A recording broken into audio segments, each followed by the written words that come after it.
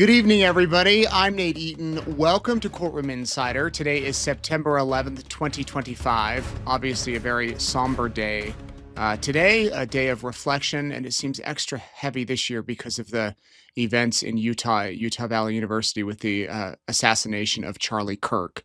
No matter what your political views are, no matter what you think about him, about other commentators, the fact that somebody was killed on a college campus in front of thousands of people for speaking their mind, it's just so tragic. And on a day like today, I remember 24 years ago where I was. I think we all were. I was in Australia on 9/11 and didn't have a TV, didn't have a radio, and I went out with my companion, the colleague that I was working with, to get a haircut. And I remember it was on the radio in the barbershop and listening to it. And I still remember those messages. And I'll talk a little bit more, a little tribute or something down the line here on tonight's show. We also have the much awaited interview with Mike King. I apologize. I teased that earlier this week. We had a technical issue, and then it's just been busy. But we're going to play that here in just a few minutes. Mike King is a wonderful man who has a lot of law experience, a law enforcement expertise and experience, and you'll hear from him, along with Gabby Petito's parents, her mom and stepdad, her dad and stepmom, who you look at them and they're like best friends. They really are just incredible people. I interviewed them over the weekend at CrimeCon, and they have done so much good. In fact, her mom and stepmom, Tara and Nicole, are in Jackson this week nearby, and her stepdad, Jim, is in Salmon. They came for different events, and they're always so great to see, just so positive and lovely. And then we have some letters from Chad Daybell that I heard about last week. I didn't know if they were authentic, but now a new report says that they are. We're going to talk about them, and I'd love to know your thoughts about them. So we have a lot to talk about tonight. Let's get straight to it. Here is Mike King. Okay, everybody, here with Mike King. You know him from Profiling Evil at CrimeCon. You were saying this is your third one? My third CrimeCon. And what have you thought? You know, this is the most exciting little thing going on. Little. And the way they have grown this, I mean, nearly 7,000 people this year. And it has been remarkable. The first year I came, Nate, I came to do Court TV Live, and I happened to walk into this barrage of people. I had no idea. Last year, I spoke on the big stage about Deceived, a cult in Ogden called the Zion Society, and it apparently was very well received because they booked me immediately to come back this year and continue the discussion on cults. Now, you wrote a book about Deceived, too. Yes, the book is called Deceived, and it actually is really interesting because this was a group of about 120 people led by an excommunicated Latter-day Saint named Arvin Shreve, who determined that he was a prophet of God, like many of these people that choose to build a cult. But his cult was sexually abusing children. And at the end of that investigation, which was only about 32 days because we were so concerned about the amount of abuse that was going on, I had logged more than 4,000 rapes of children. 4,000? 4,000. And you were a cop at the time? I was working as an investigator for the county attorney, and I was actually running an undercover sting operation buying stolen cars. I knew nothing about sex assaults. And I walked into the office one day, and the receptionist, I guess I was the only one available, she said, "Hey, do you have a moment to speak to this woman?" And I thought, yeah, I'll grab some quick information. And I walked over, and a beautiful 21-year-old woman stood up, and she confidently said, "I'm involved in a cult that's sexually abusing children. Do you have a minute to talk to me?" And as you might figure, I was trying to act like I hear this every day. And we went back into my office, and she started to reveal what was going on. And of course, you walk out of those interviews wondering if the person is mentally stable, or if in fact this really happened. She just exposed herself to being criminally charged, and that's a big step. When we sat down, and when I sat down with the county attorney, or for many jurisdictions it's the district attorney, and explained what was going on, we both were kind of like, we better get some other proof to this idea before we launched an investigation. But because there were allegations that law enforcement was involved, and as always is the case in these cults, somebody on the inside is involved, we had to do it pretty discreetly. So I got another detective to help me, and at the course of about 30 days, we ended up with enough information to hit the compound, which was in a massive search warrant that morning. There were 70 police officers. We hit 14 homes at once, took 32 children into protective custody. And then the horror started unfolding. Eventually, we ended up convicting 12 people. And what year was this, Mike? 1991. 91. And so I went 30 years. After 2 years of running these children through the criminal justice system, which is a brutal experience, I felt like I needed to just never be seen by those kids again, because I represented the horror that they went through. Mm-hmm. And about 30 years passed, and one of the victims reached out to me by email and said, "I don't know if you remember me, my name's Amber, and I was a victim in the Zion Society cult. Do you have a minute to talk to me?"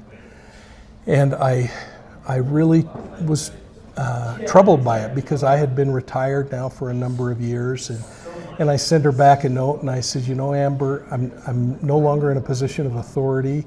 You really need probably mental health counseling, and I wish you the very best." And she very kindly said, "Well, thank you." And within 2 days, a separate victim from that case reached out and said, "I'm Andrea. I happen to have these horrible memories that I'm working through. Would you help me?"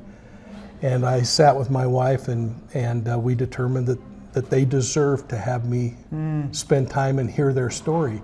But I wouldn't repeat what I knew. Right. I had them tell me what they knew. Sure. And I was shocked over the course of the years that followed how accurate their memories were from my written police reports, really? Which I still had 30 years later. And do you include their accounts in your book? They are included in the book. In fact, 8 of them wanted their picture in the book, so they're actually talked about in the book. And the fun thing was, Dr. Phil invited me I was doing some work for him on some murder cases, and he asked me to come and chat about one of those. I walked onto the stage to chat, and he had sabotaged me, and there were 8 of the victims that I had rescued 30 years earlier. They're on the show. First time I'd seen them in 30 years, and of course I fell apart. I hope that show's still on YouTube. It is. If they look up Zion Society and Mike King, then it would still be there. And I need to have you on for a more in-depth conversation about this, because I have a feeling that I want to know, though, how you went from that to now having this really successful YouTube channel where you're talking about different cases. COVID, and my kids said, "Hey, we're so tired of hearing you talk about these old cop stories that you ought to just yammer on." Here's a mic and a camera. And they videoed one and put it up, and for some reason it resonated. And as you know, my thought is always reduce the sensationalism and just talk about the factual basis of cases. And I really believe our listeners are smart enough to figure out what's true and what isn't. And so I really push on doing case review by evidence rather than emotion. And for some reason it's resonated, and it's given me an opportunity to maybe educate and level the playing field, because I'm so disturbed, as you and I have talked on many occasions, by the sensationalism and sometimes the pursuit of just clicks. Right. And last year when we spoke with the National Law Enforcement Conference, and we talked, and I had you provide some insight, the level of protection that journalism takes versus what this free world of true crime YouTubing is quite different. And I just would love to see us kind of meet in the middle and become a little more responsible. Well, I appreciate that more than you know as a journalist, because all it takes is anyone to go online and say something crazy, and then they contact us and they're like, "Is this true?" And you got to try to combat that. Then again, there are people out there that are able to solve some of these crimes by doing their own type of investigations. As you know, they're here. And don't they add a lot? And some have actually solved cases that. And this is another kind of pet peeve I have, or a bully pulpit, is that law enforcement has to move into at least last century and start embracing the true crime community and figure out how to really use true crime and give assignments. And I thought the Delphi case, for instance, was a perfect example of law enforcement actually giving an assignment. If you remember when Anthony Schott's name blasted out, they gave an assignment to the public of, we need something on this information, this person, this profile. Yeah. And I thought, this is the perfect example. I think many times, watching the Daybell, another ritual case that you know intimately, and you'll be speaking on here in another couple of hours, I think. Yeah. The dynamics are so similar when we talk about cult behaviors and the kind of people that are so interestingly groomed by cult leaders. Right. And I remember Dr. Margaret Singer saying once that if people knew from the get-go what they were in for, they would never join a cult. And that's why these cults are so good at grooming and boiling the frog really slowly. Right. And finding those people, they know who to target. I feel in many cases, they know the personality type. Maybe someone needs a friend, or maybe they need acceptance or valued. And if you can give that to them, they're in. Oh, absolutely. And that's it, is make them feel important, right. Isn't it? Right. What was interesting in the Zion Society case, most of the predators were women in the Zion Society case, which is really unique compared to other kinds of cases. Now, the leader was a pedophile and a sexual pervert who instituted a lot of doctrine, but then he had the women conducting many of those assaults.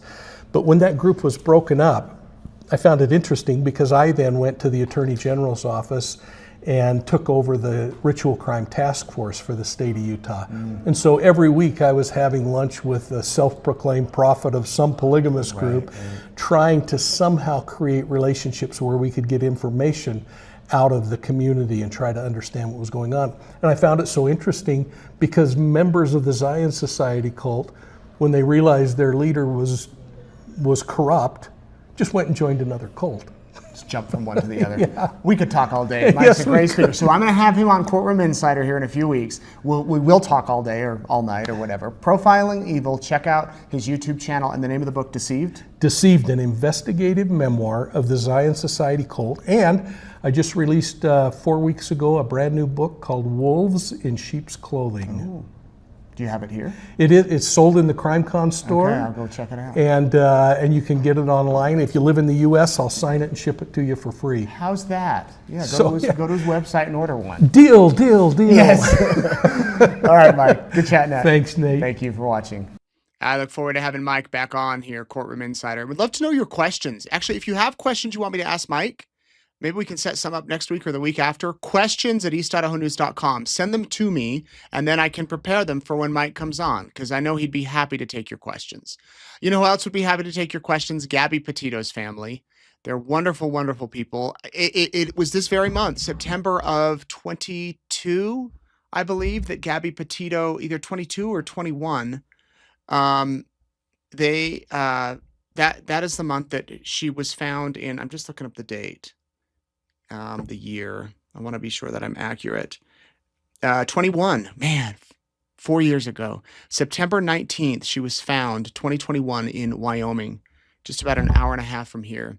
And her family has since taken it on their mission to talk about domestic violence, to get resources for people who need it, and spread the word. And that's what they're doing all across the country. And I had a great time catching up with them over the weekend. Here is my interview with Joe and Tara Petito and Nicole and Jim Schmidt. Okay, we are backstage at CrimeCon with the Petito family, Gabby Petito's parents, and you can see they look so great. How many CrimeCons is this now? Three. This is our third one. And what are you guys doing here this year?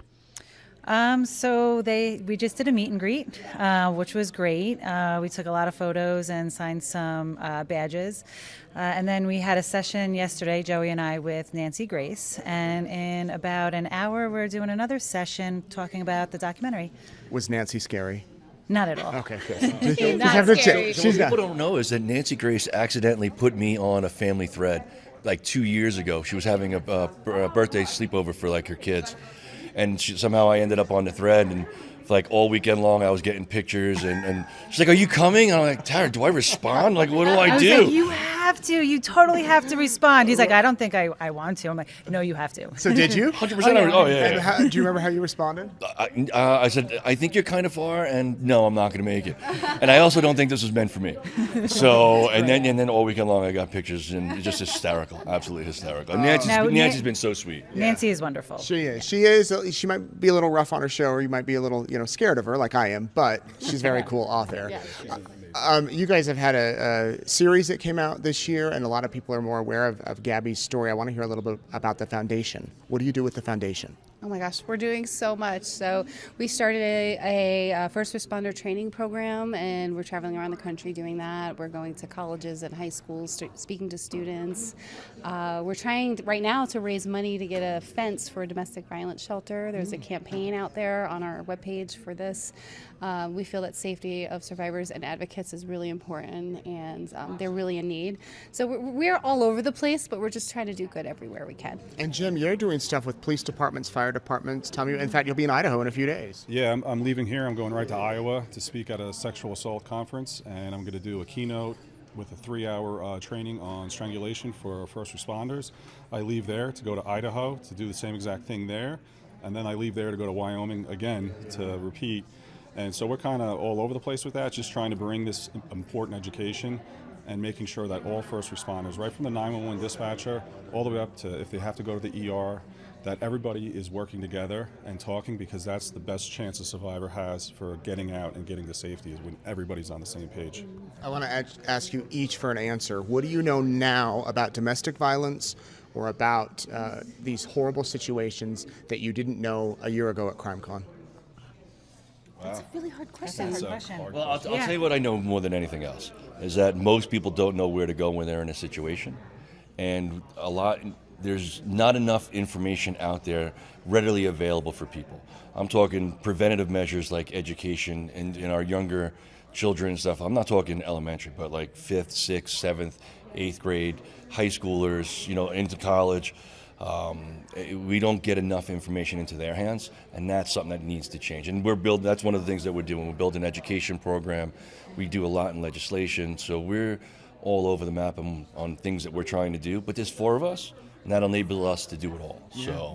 So it is a big help. Tara and Nikki go everywhere when it comes to education and prevention. Jim does all, like I said, first responder, and then the laws that we're changing. So. Tara, what about you?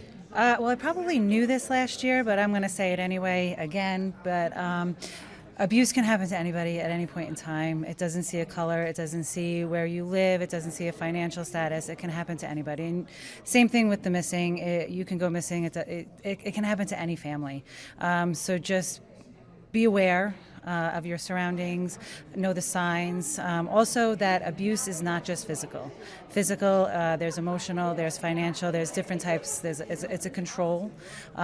There's a great tool on the web. It's a course of control wheel, and it highlights different types of control. And different types of abuse. So it's a really great way to just to see what's going on. And what's it called? What wheel? It's a course of control wheel. Okay, yeah, that'd be good to look up. How about you, Nicole? Talking to people who attend CrimeCon, I've noticed people, could they come and tell their stories? Survivors will tell us their kind of backstory. And I've learned that there really is no improvement in the response to domestic violence. And even though we're doing all this work and there's people out there advocating, we're still very much behind in the way we respond to it. So that's something that we want to work on, is helping law enforcement and people, just normal people, parents, kids, just how we respond to it and how we prevent it, and we do more work there. Yeah. And you, Jim? So a lot of our training that we do with the first responders is strangulation, and so really taking a deep dive into it.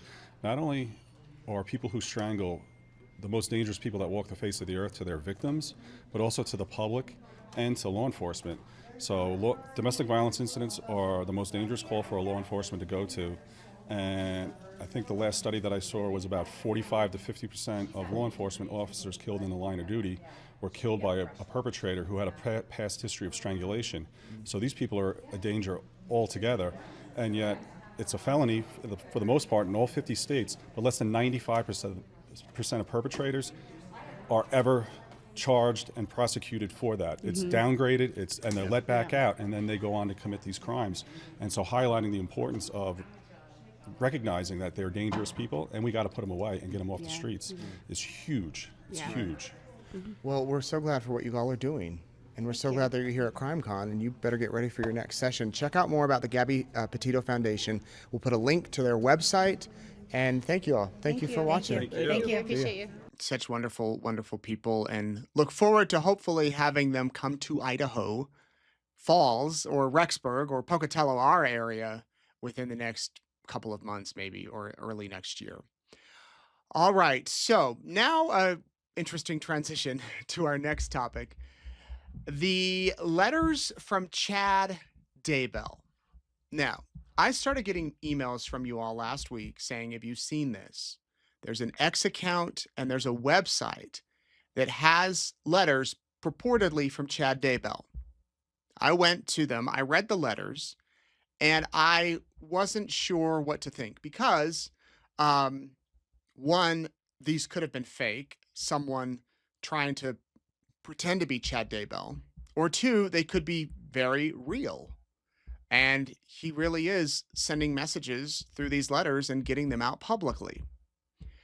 Then I was so busy I didn't really have time to follow up. I did send the link to a couple of extended family members who they weren't able to confirm to me if it was real or not. The letters were really his, but a couple of days ago, actually just yesterday, and this is what it said. Letters to friends and family posted on behalf of Chad Daybell, aiming for every Monday and Thursday. All opinions are his. DMs are closed. He receives no financial compensation. Okay. So there's an X account and there's a website. Now, it was confirmed that these are real through the U.S. Sun publication. Emma Murray, Chad's daughter, wrote to the Sun saying, my father, Chad Daybell, was convicted by the state of Idaho to die. I started a page on X to share his letters and thought you might be interested. She declined to comment further.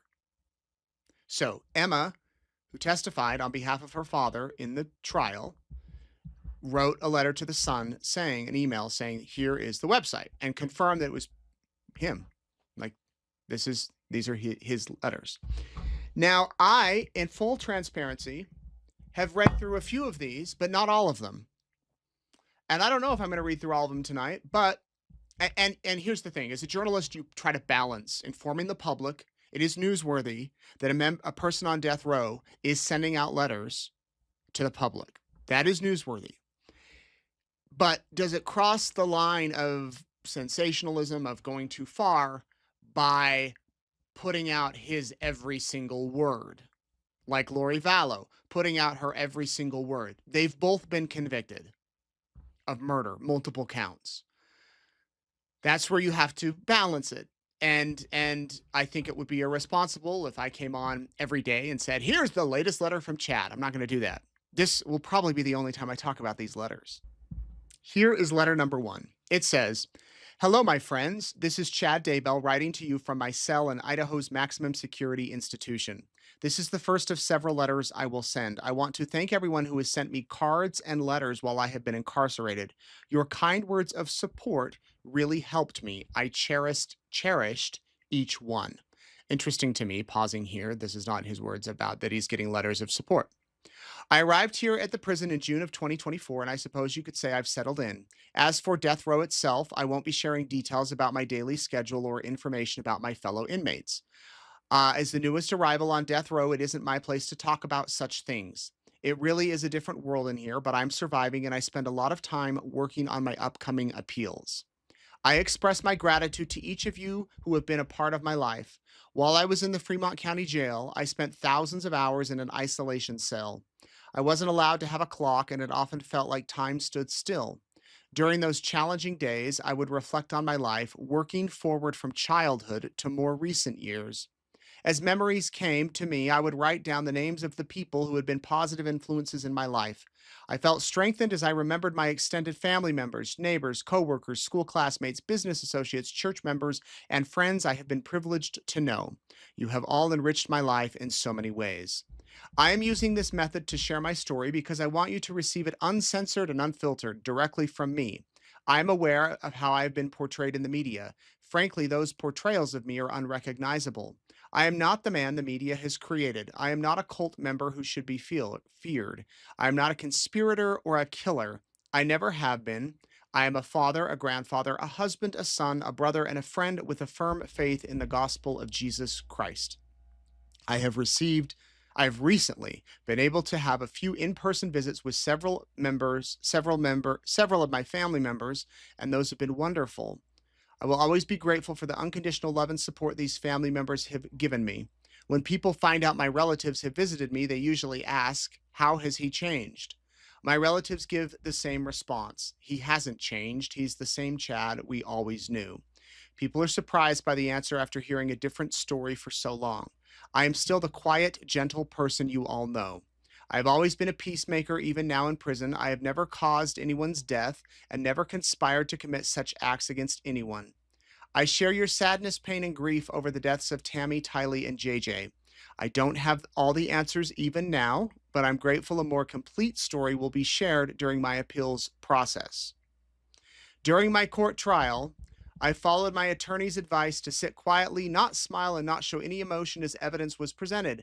I know that is standard protocol for defendants in the courtroom, but I realize now that it made me appear to be cold and uncaring, which is the opposite of who I am. I assure you my heart was breaking many times throughout the trial, and there were moments I couldn't hold back the tears, especially as I saw and heard family members suffering the same feelings of anguish that I was experiencing. A key purpose of these letters is to share with you what I had hoped would have been explained in court. I will strive to make each letter informative and worth your time. I fully realize many people will never change their negative opinion of me. In this age of social media, podcasts, and the merging of the mainstream media with law enforcement, I don't know what that means, very few defendants are portrayed in a positive way. All I can hope for is that these letters can begin to generate feelings of healing, reconciliation, and understanding. Thanks again, my friends, for the many ways you have helped and inspired me throughout my life. All right. I don't know how healing these letters are going to be, or reconciling or understanding they'll be, but it's interesting that he still is standing firm in his beliefs, and apparently at least one of his children is too, Emma. From what I've heard, more are as well.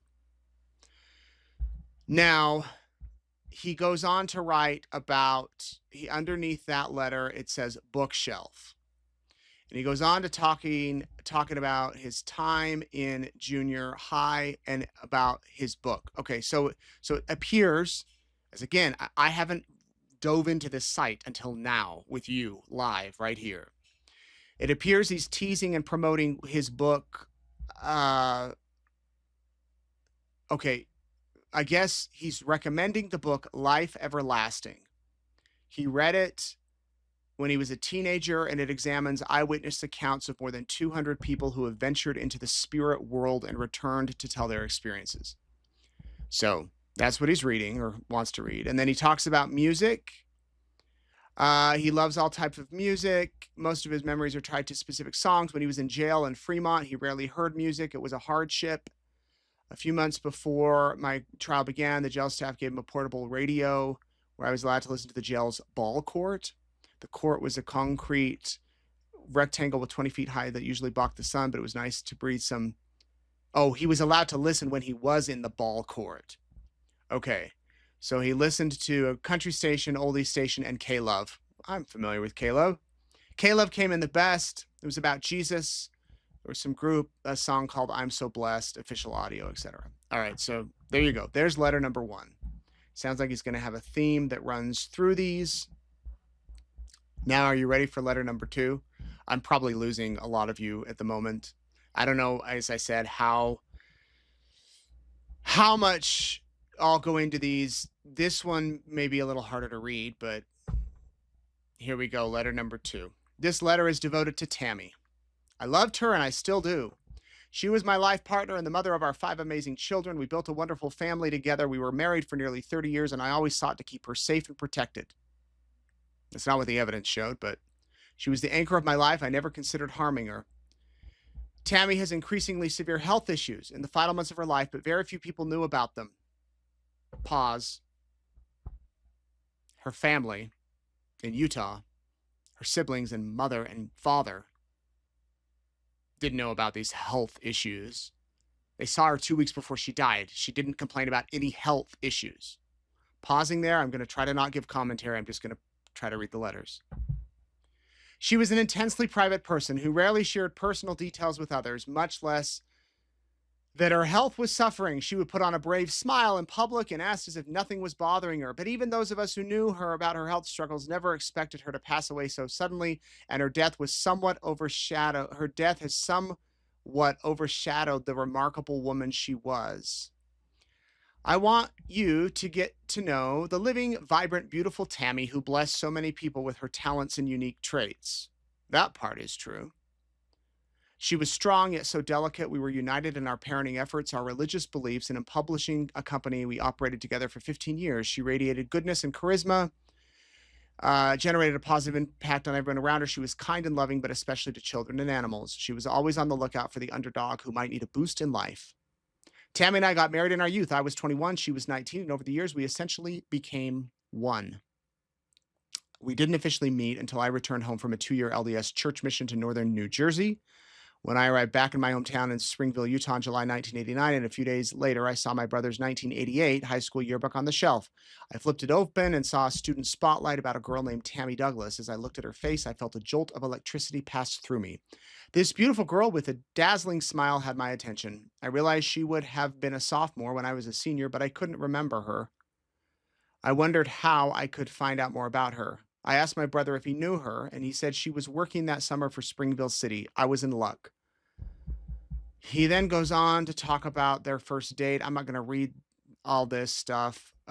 She loved music, Oingo Boingo, Depeche Mode. They were married in the LDS Temple in Manti, Utah in March of 1990, 7 months after they met. They went to concerts throughout their marriage. They'd hold family dance parties in their living room. Even now, the children tell me they'll often get in the car and certain obscure but meaningful songs will be on the radio, and it feels like Tammy is saying she is nearby. Maybe those songs on the radio are just a coincidence, but either way, it reminds our children of their wonderful mother and the fun we had as a family. I'm grateful for Tammy's complete faith and trust in God. In early 2004, I felt we should start our own book publishing company. I knew it would be a challenge, but I sensed it would be very successful. Very successful, I guess. Again, I'll hold back my commentary. I told Tammy my feelings, and although she was apprehensive about the idea, she agreed to pray about it. In response, she said she received the strongest spiritual confirmation of her life and that we should move forward with it.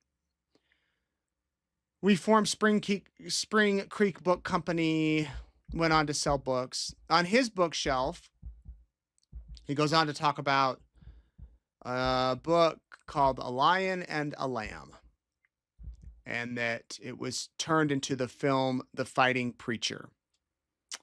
And anyway, musical notes. So he doesn't play any instruments. He took piano lessons. And Keen. He talks about the British band Keen.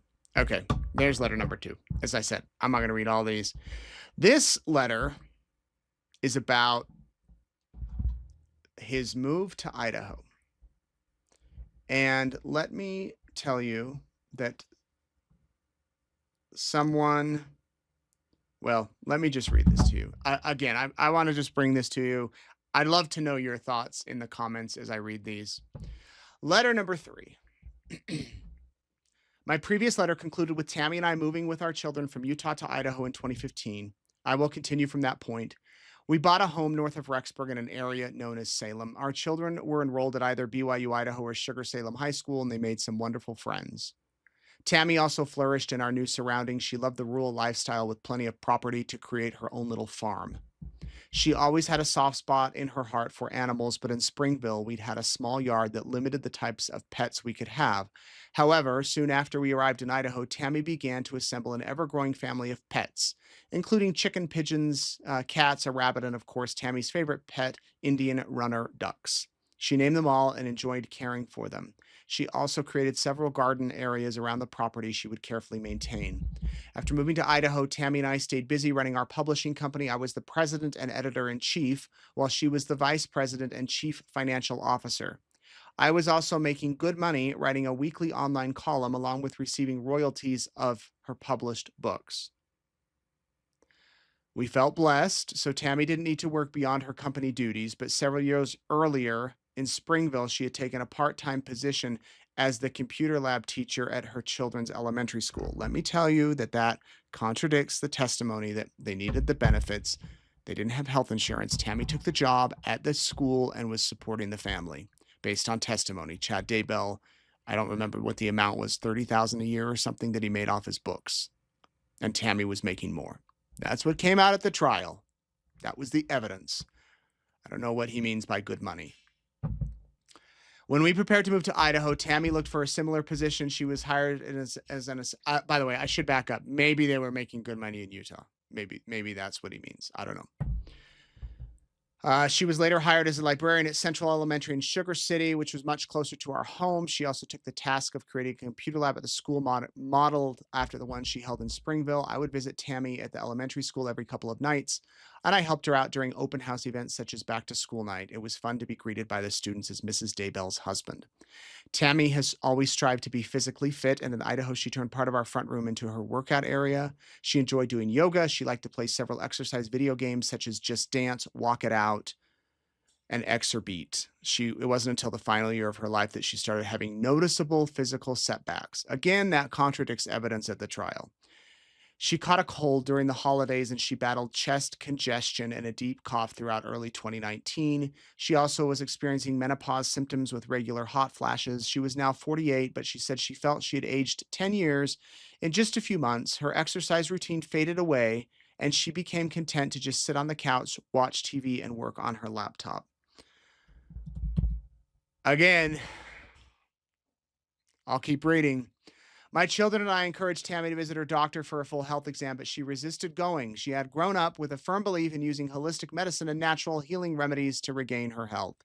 I had seen these methods produce many positive effects over the years, with Tammy having rapid recoveries, but this time seemed different, as if something had shifted within her body. I regret not being more insistent in having her get a physical exam because there were 4 major reasons for concern, and they all got worse as 2019 progressed. First, there were Tammy's lengthy colds and prolonged coughing fits. Second were her lethargy and overall lack of energy. This wasn't the same woman who could work in the garden and care for her animals all evening without stopping. She began using the phrase, quote, need to sit down almost daily after her sustained physical activity. The third reason for concern were her swollen joints and bloating in her abdomen. Tammy initially tried to brush off these symptoms as temporary water retention, but they never went away. One day, she came up to me and partially lifted her shirt. She grabbed hold of her belly and said, look at this. I can almost hear my guts sloshing around. I'm going to pause here. Why didn't he testify to this at the trial? If this is true. Next.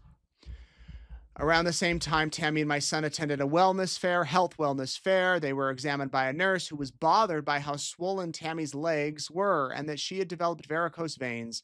The nurse urged her to see a doctor, but Tammy refused. She finally admitted that her condition might be more serious when she called me into her bedroom one afternoon.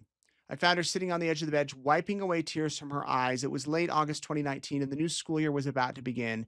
As she sat on the bed, she had a pair of pants halfway up her legs. She said, these pants fit me just fine at the end of the school year. Now I can't get them over my hips. She stood up and demonstrated to me in full frustration. None of her other school pants fit either. We went to the store the next day to buy replacements, and she ended up having to go up 2 pant sizes. She was very discouraged about it and eventually resorted to wearing full-length skirts most of the time to school. The fourth cause of concern was a series of fainting spells.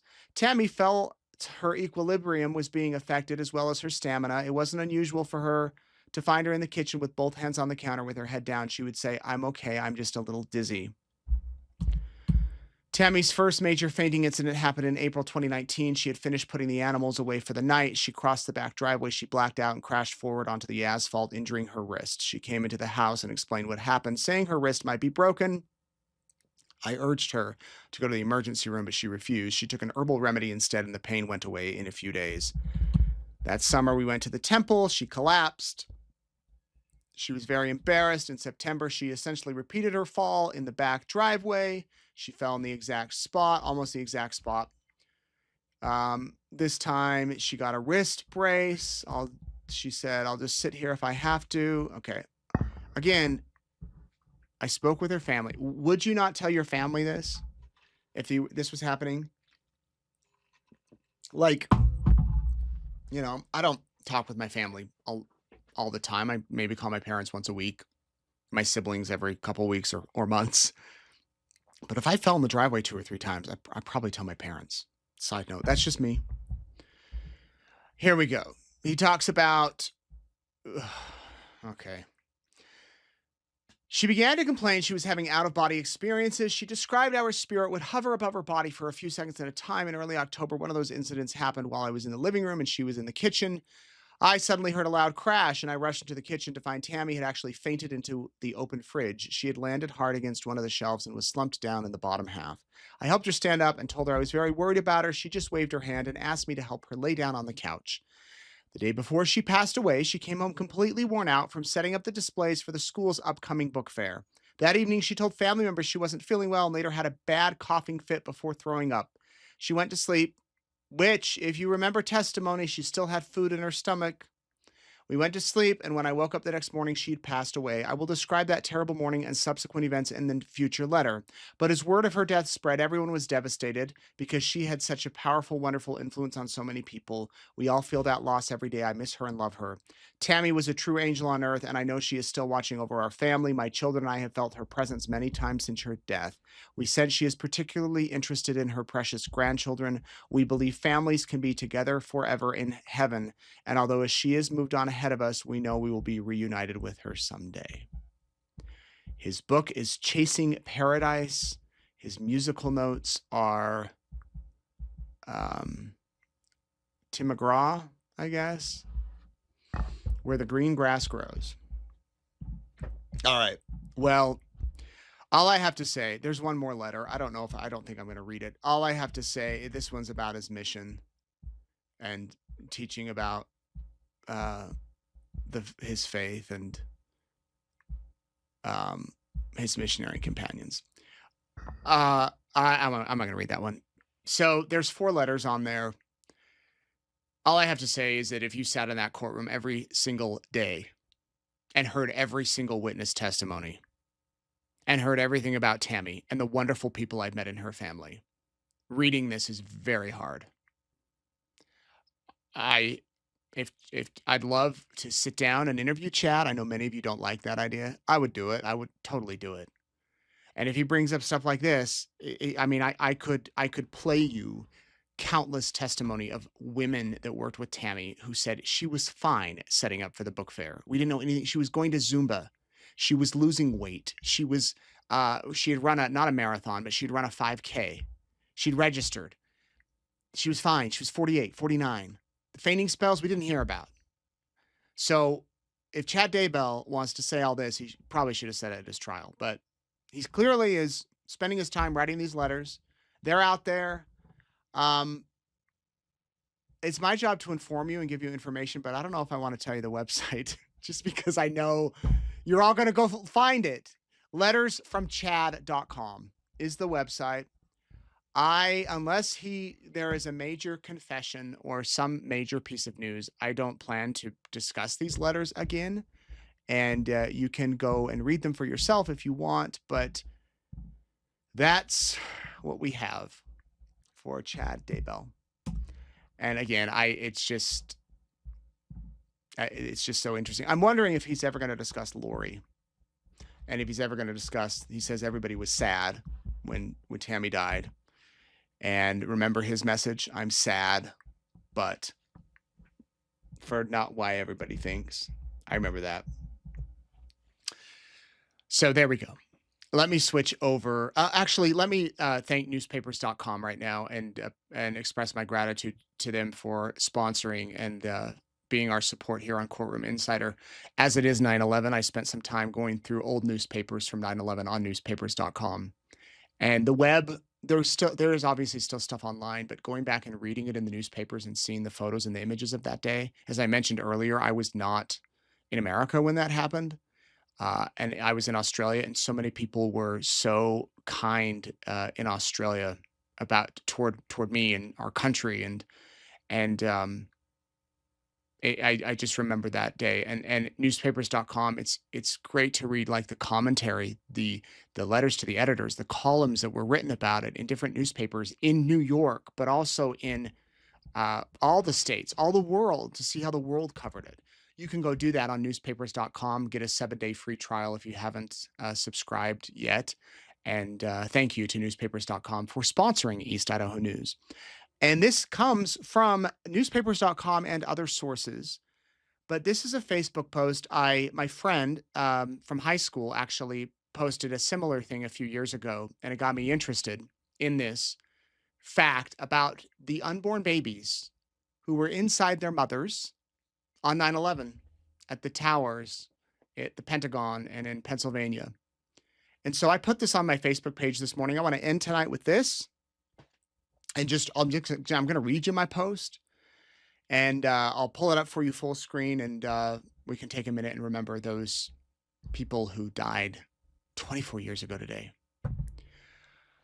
On September 11th, 2001, approximately 120 babies were growing inside their mothers' wombs. 11 of those developing children would die in the atrocities of that day, inside and along with their mothers. One woman had just found out she was pregnant that very morning, crying tears of joy with her husband before she went to work at the World Trade Center. Another was working her last day before starting maternity leave. Most of them were already in their second or third trimesters, with cribs purchased and or already set up, baby showers celebrated or planned. Laura and her unborn child. Jennifer and her unborn child. Deanna and her unborn child. Monica, Helen, Vanessa, Patricia, Renee, Rama, Sylvia, Diane, and their unborn children. There were likely more than 11 pregnant victims of the 9/11 attacks, though not all their families would have known about pregnancies or wanted that fact publicized. Vanessa Langer was a beautiful, curly 29-year-old who had recently purchased How to Pamper Your Pregnant Wife for her husband. She would ask him to go get Fig Newtons for her late-night cravings. Vanessa was described as, quote, a fast-paced firecracker who competed fiercely at computer games and the family football pool, screaming intensely whenever her teams scored. On 9/11, she escaped from the South Tower but was struck by debris running as the tower collapsed. Vanessa's family held a memorial service with ashes from the World Trade Center. 4 months later, the New York City coroner's office informed them that Vanessa's body had been recovered. Her body, whole and intact, still holding the fetus that would be born, was pulled from the rubble. Her mother shared publicly that the medical examiner extracted the fetal bones from inside Vanessa's womb and arranged them meticulously. Quote, so neat and tiny, only a dream away from taking full shape as a full human being. There were over 110 babies born without fathers in the 9 months following 9/11. Children of husbands and boyfriends killed when the planes crashed into the World Trade Center, the Pentagon, and in Pennsylvania. The first babies were born September 13th, 2 days after their fathers died. The last children, 9 months later, to mothers who didn't know they were pregnant at the time of the attacks. One went into labor at her husband's memorial service. Some women lost their babies to miscarriage or stillbirth.